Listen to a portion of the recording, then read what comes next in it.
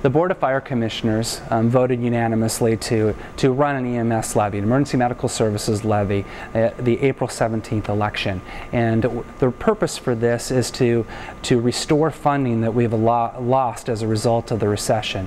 The recession has hit the sector of the housing market hard, and that's where the majority of our funding comes from, is from property taxes. And it's hit that sector very hard, and it's impacted us to where we are now using reserve funds to continue to fund the operations of the fire department, and that's just simply not sustainable. And so it will replace the existing emergency medical services levy, which is 35 cents per thousand, with a new levy of 50 cents per thousand. The additional 15 cents will restore funding, not completely, about half of the funding of which we have lost. So 1.1 million of the 2.4 million that we have lost.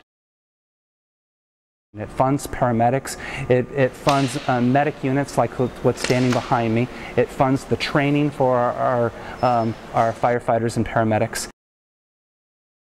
Basic life support is our emergency medical technicians, and they are often our first responders. They get there and they render initial care, and with that, our advanced life support folks, which are our paramedics, come afterwards, and they are the ones that often administer medications if needed and monitor the patient as they transport them to the hospital.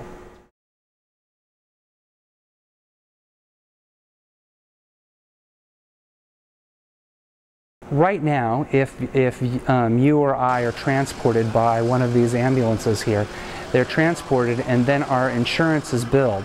And the part of the bill that's not covered is then still sent on to us as a bill to pick up those additional costs. One of the things that we looked at critically in this was, can we get that covered by these additional monies and still maintain our current levels of service? And we believe we can do that, and so we've included this in the EMS levy, to where if there are out-of-pocket costs, that we will no longer bill for those out-of-pocket costs for transports to the hospital, that we would use those monies in the levy to support that. This is a similar program that Fire District 16 has, and they've done it successfully, and their fire rate is the same at 50 cents. And so we've actually modeled this after what Fire District 16 has done. We are down 6% now in our staffing, our 6 positions. We were just right at the 100-person mark before this recession hit, and we have lost 4 already, and we have 2 additional retirements that are coming up in the next couple of months, and we do not plan to fill those positions. And one of those positions is an assistant chief's position, which we won't be filling, as well as the firefighters on the line that we have lost. And so we are already doing more with less, or at least the same with less. This is a permanent measure rather than the term measures that we've used in the past. And what we've done is we've looked at what other fire departments are doing, and this has become more custom, or this has become more regular in the industry. Both Tacoma Fire has done this, as well as our neighbors at University Place and Lakewood. By going to a permanent, what it does is a couple of things. First, it saves taxpayers dollars, because when you run one of these, they're very expensive. They can run anywhere from $50,000 to $100,000 to run a measure like this. There would be a difficult decision that your fire department would need to make.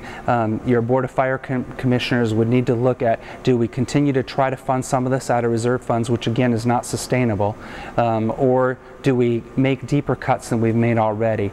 Future cuts will be something in line which has happened to some other fire departments in the community, such as Graham, where they've actually had to brown out fire stations, which means when they don't have the staffing and it requires overtime to staff them, that they've closed them down. And the fire department would be faced with some of those difficult decisions.